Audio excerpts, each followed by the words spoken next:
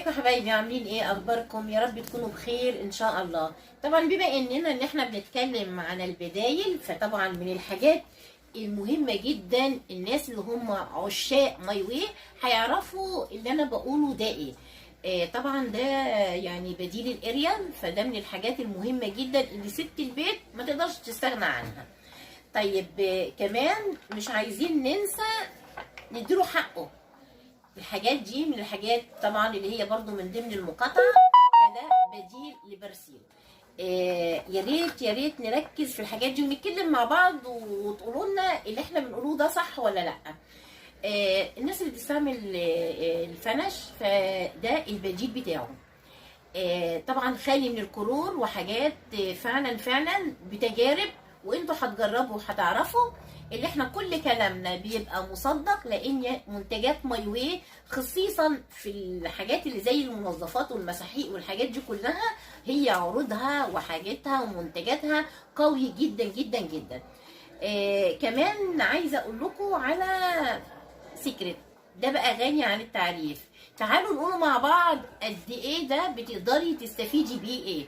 مش للغسيل وبس، لا، ده انت لو حطيتيه كمان يعني واحدة من دي كده بس فتحتيها، خدي منها 2 وجمليها مية واعتبريها دي معطر للجو، هتبقى برضو في منتهى الجمال. لو انت ما عندكيش المعطر ده بيسعفك انك انت تقدري تشتغلي عليه.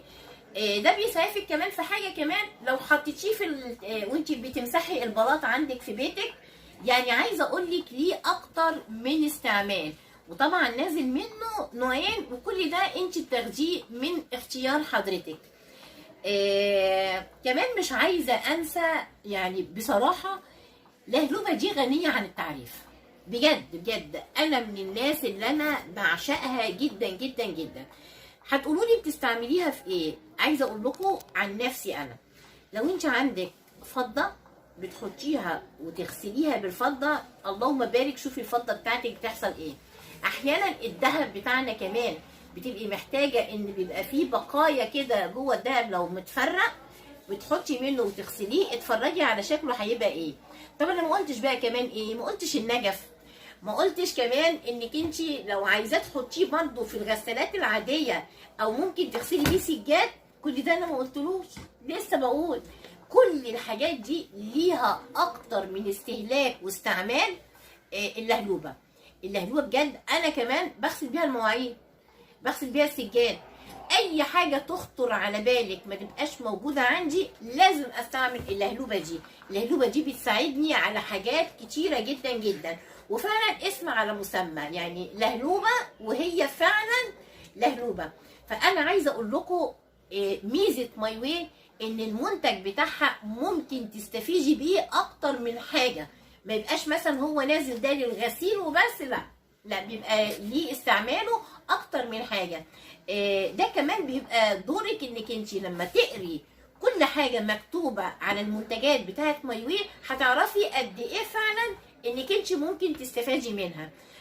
ربنا يا رب يوفقكم وييسر لكم الامر والحال يا رب العالمين. ودايما ان شاء الله هننزل لكم كده كل ما نشوف شويه منتجات هنقول لك ايه المنتجات اللي ممكن تقدري تفيدك وكمان تفيدي كمان صحابك. ما انت لو استعملتي ده هتتكلمي عنه، هتقولي لصاحبتك، هتضطري انك انت تشتريه لان هو عجبك، صاحبتك الاخرى كمان هتشتري. من هنا بيحصل المبيعات بتاعتك بترتفع. ليه؟